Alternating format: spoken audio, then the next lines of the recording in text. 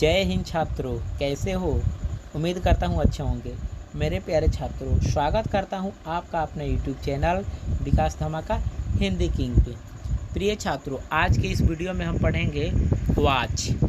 Watch जो है कि हिंदी व्याकरण का एक बहुत महत्वपूर्ण पाठ है, जो कि आपको क्लास 9th में, 10th में, 12th में 11 एवं 12th 9, 10th, 11, 12 क्लास में बहुत ये जो है कि मायने रखता है। और आपका 10वीं का बोर्ड का परीक्षा हो या 12वीं का बोर्ड का परीक्षा हो, उसमें जो है कि वाच से आपका प्रश्न निश्चित आता ही है।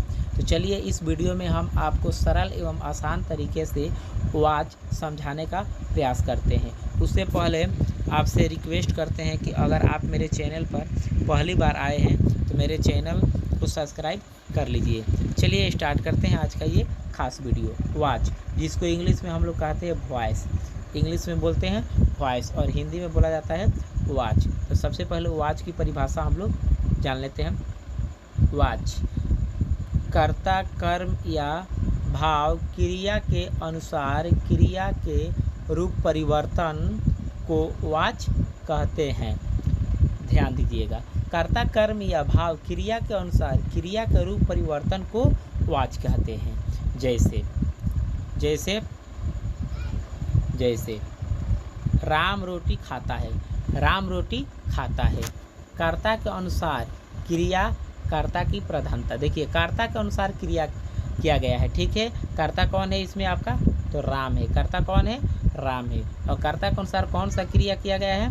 तो रोटी खाने का, ठीक है। उसके बाद कर्ता की इसमें प्रधानता है। किसकी प्रधानता है भैया? कर्ता की। कर्ता समझते हो ना? कर्ता इसमें कौन है? तो आपका राम है। देखिए, कर्ता वही हो सकता है, ध्यान दीजिएगा।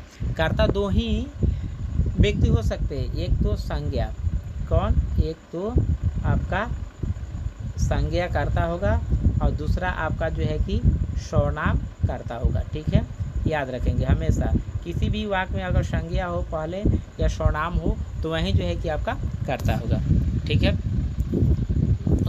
दूसरा उदाहरण है, राम के द्वारा रोटी खाई गई। राम के द्वारा रोटी खाई गई। कर्म के अनुसार क्रिया और कर्म की प्रधानता। देखिए, कर्म के अनुसार क्रिया की गई है, ठीक है। किसके अनुसार क्रिया की गई है? कर्म के अनुसार क्रिया की गई है, ठीक है। रोटी, रोटी आपका खाई गई। क्या खाई गई? रोटी, ठीक है। उसके बाद कर्म की प्रधानता। अगर कर्म के अनुसार क्रिया है तो कर्म की प्रधानता हुआ। यहाँ पे कर्ता के अनुसार क्रिया था तो कर्ता की प्रधानता हुआ, ठीक है। तीसरा जो है कि उदाहरण, ध्यान दीजिएगा, इसलिए मैं आपको 3 उदाहरण दिया हूँ क्योंकि वाच के 3 भेद होते हैं, 3 प्रकार होते हैं, ठीक है। तो पहला उदाहरण ये समझा चुका हूँ, दूसरा उदाहरण ये भी समझा चुका हूँ और तीसरा उदाहरण अब हम लोग समझेंगे, ठीक है। समझने का पूर्ण प्रयास करेंगे। तीसरा आपका उदाहरण है, राम के द्वारा रोटी नहीं खाई गई, ठीक है। राम के द्वारा रोटी नहीं खाई गई। देखिए, यहाँ पे ज़बरदस्ती काम करवाया जा रहा था, ठीक है। राम के द्वारा रोटी खिलाया जा रहा था लेकिन उनके द्वारा रोटी नहीं खाई गई। यहाँ पे क्या है? भाव के अनुसार क्रिया है। किसके अनुसार क्रिया है? भाव के अनुसार। तो जो है कि समझ जाइए, इसमें किसकी प्रधानता होगी? तो भाव की प्रधानता होगी। किसकी प्रधानता? भाव की प्रधानता। अब यहाँ पे समझने की बात है कि अगर कर्ता के अनुसार क्रिया है, कर्ता के अनुसार क्रिया है तो आपका कृतवाच होगा, ठीक है। ये और कर्म के अनुसार क्रिया है तो वो वाक्य आपका कर्मवाच हो जाएगा। और वहीं भाव के अनुसार अगर आपका क्रिया है तो कौन सा वाच हो जाएगा? तो भाववाच हो जाएगा। यानी कुल मिलाकर आपको कहें तो वाच के 3 भेद होते हैं। वाच के कितने भेद होते हैं? 3, याद रखेंगे। चलिए आगे समझाने का प्रयास करते हैं हम कि वाच के भेद, kinds of voice, kinds of voice. Watch के भेद, कितने वाच के भेद होते हैं छात्रों? तो यहाँ पे आप देखिए, ठीक है। वाच के 3 भेद है। वाच के 3 भेद है। पहला जो है कि कृतवाच, जिसको कर्तृवाच भी कहते हैं, इंग्लिश में एक्टिव वॉइस। दूसरा जो है कर्मवाच, जिसको इंग्लिश में पैसिव वॉइस बोला जाता है। तीसरा है भाववाच, जिसको इंग्लिश में इम्प्रेशनल वॉइस बोला जाता है। तो यहाँ तक स्पष्ट हो गया कि वाच के कितने भेद होते हैं। तो वाच के 3 भेद होते हैं। कौन कौन? कि कर्तृवाच, कर्मवाच एवं भाववाच। ठीक है, अब शॉर्टकट में हम आपको समझा दें कि जिस वाक्य में अगर कर्ता की प्रधानता हो, किसकी प्रधानता? कर्ता की, तो हो जाएगा आपका कृतवाच का उदाहरण हो जाएगा। ठीक है, जिस वाच में अगर कर्म की प्रधानता हो, किसकी प्रधानता? कर्म की, तो वो हो जाएगा आपका कर्मवाच का उदाहरण। ठीक है, जिस वाच में अगर भाव की प्रधानता हो, किसकी प्रधानता? भाव की, तो हो जाएगा आपका भाववाच। ठीक है, तो चलिए कर्तृवाच, कर्मवाच और भाववाच, ये तीनों भेदों का परिभाषा भी हम जान लेते हैं और जानने का प्रयास करते हैं। ठीक है, पहला जो है कि कर्तृवाच, जिसको कृतवाच भी हम बोलते हैं, इसका परिभाषा है कि कर्ता के अनुसार यदि क्रिया में परिवर्तन हो तो उसे कृतवाच कहते हैं। कर्ता के अनुसार यदि क्रिया में परिवर्तन हो तो उसे कृतवाच कहते हैं। जैसे लड़के संतरे खाते हैं, लड़के संतरे खाते हैं। इसमें देखिए आपका जो है कि कर्ता के अनुसार इस वाक्य में जो है कि कर्ता की प्रधानता है। ठीक है, लड़के की प्रधानता है।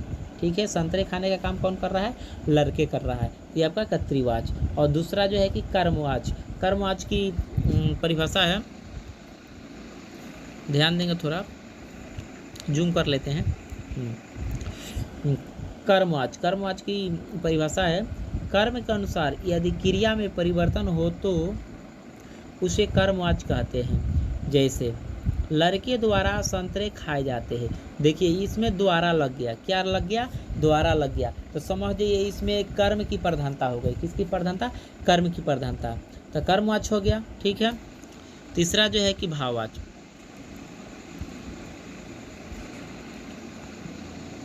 तीसरा भाववाच, भाववाच की परिभाषा है कि ध्यान दीजिएगा, थोड़ा जूम कर ले। भाव क्रिया के अनुसार यदि क्रिया में परिवर्तन हो तो उसे भाववाच कहते हैं। भाव क्रिया के अनुसार यदि क्रिया में परिवर्तन हो तो उसे भाववाच कहते हैं। जैसे देख लीजिए, जैसे लड़के द्वारा संतरे नहीं खाए जाते। ठीक है, लड़के द्वारा संतरे नहीं खाए जाते, यहाँ पे देखिए न ही लग गया, इस वाक्य में न ही लगा है, तो समझिए आपका भाववाच हो गया। कौन वाच हो गया? भाववाच। तो यहाँ तक आप स्पष्ट रूप में समझ गए कि वाच के 3 भेद होते हैं, कर्मवाच, कृतवाच, कर्मवाच और भाववाच। तो भाववाच में आपका नहीं लगा रहता है और कर्मवाच में द्वारा लगा रहता है और कृतवाच जो होता है सिंपल एक वाक्य होता है। ठीक है, सिंपल वाक्य होता है। अब सबसे इम्पोर्टेंट बात समझने का प्रयास करेंगे। ठीक है, सबसे इम्पोर्टेंट बात यही है, समझने का प्रयास करेंगे, बहुत ज़्यादा इम्पोर्टेंट है। ठीक है, इसको समझने का प्रयास करेंगे। यहाँ पे कह रहा है वाच की पहचान।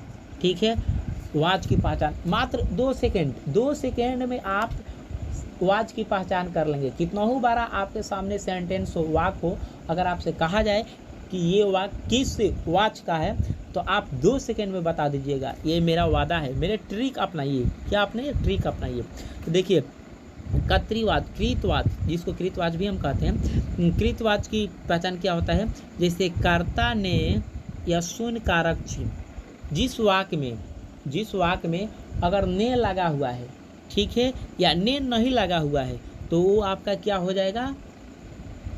कृतवाच का उदाहरण हो जाएगा। जैसे उदाहरण में देखिए आप, राम आम खाया, यहाँ पे ने नहीं लगा है। ठीक है, क्या है? ने नहीं लगा है, यानी कि शून्य कारक चिन्ह है, कोई कारक चिन्ह नहीं है। ठीक है, पहले हम बताएं, ने लगा हो या ने नहीं लगा हो तो आपका कौन सा वाच हो जाएगा? कृतवाच। इसमें ने नहीं लगा है तो ये आपका कृतवाच हो गया। दूसरा उदाहरण देख लीजिए, राम ने आम खाया, यहाँ पे ने लगा है तो ये भी आपका क्या हो गया? कृतवाच। कर्मवाच की पहचान देखते हैं, कर्ता प्लस के द्वारा निर्जीव कर्ता। ठीक है, निर्जीव कर्ता। देखिए जिस वाक्य में के द्वारा लगा हो या द्वारा लगा हो तो समझिए वो आपका कर्मवाच होगा। या कोई भी निर्जीव कर्ता हो उसमें के द्वारा या ने नहीं लगा हो तो आपका क्या हो जाएगा? कर्मवाच। देखिए उदाहरण देखिएगा। ठीक है, राम द्वारा आम खाया गया। किसके द्वारा आम खाया गया भैया? तो राम द्वारा आम खाया गया, द्वारा लगा है तो ये आपका क्या हो गया? कर्मवाचक हो गया। ठीक है, कर्मवाचक हो गया। यहाँ पे देखिए दूसरा उदाहरण, सड़क बन रही है। सड़क बन रही है, देखिए इसमें न ही ने लगा है और न ही द्वारा लगा है, और हम कह रहे हैं कि कर्मवाचक। आप कहोगे कि कैसे कर्मवाचक है सर, बताइए प्लीज़। तो इसमें उदाहरण देख लीजिएगा, निर्जीव करता है। सड़क जो है आपका क्या है? निर्जीव है, इसलिए जो है कि ये आपका क्या है? तो कर्मवाचक। ठीक है। तीसरा देखिए, भाववाचक। भाववाचक की पहचान क्या होती है? कर्ता प्लस से, द्वारा प्लस नहीं।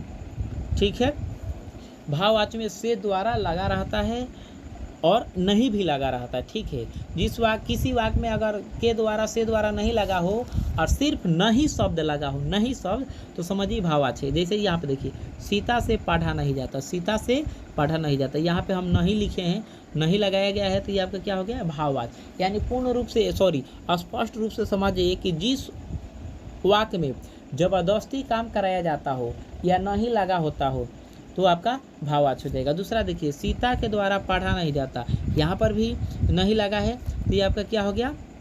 भाववाचक। ठीक है, तो उम्मीद करता हूँ आप सभी बढ़िया से समझ गए होंगे। नहीं समझ गए होंगे तो एक बार जो है कि आपके स्क्रीन के सामने जो दिखाई दे रहा है, इसको आप स्क्रीनशॉट ले लीजिए, और कुछ नहीं, सिर्फ 2 सेकेंड में आप वाक्य को पहचान लीजिएगा। वाक्य की पहचान को याद कर लीजिए। ठीक है, कर्तावाचक का पहचान क्या है, कर्मवाचक की पहचान क्या है, और भाववाचक की पहचान क्या है। ठीक है, उम्मीद करता हूँ कि छात्रों आप सभी को समझ में आया होगा। अगर आप सभी को समझ में नहीं आया होगा तो प्लीज़ कमेंट में आप बताइए कि आपको कहाँ समझ में नहीं आया। मैं आपको दोबारा समझाने का प्रयास करूँगा, और चैनल को सब्सक्राइब करते चले। ठीक है, वीडियो को लाइक करते चले। तब तक के लिए जय हिंद, वंदे मातरम।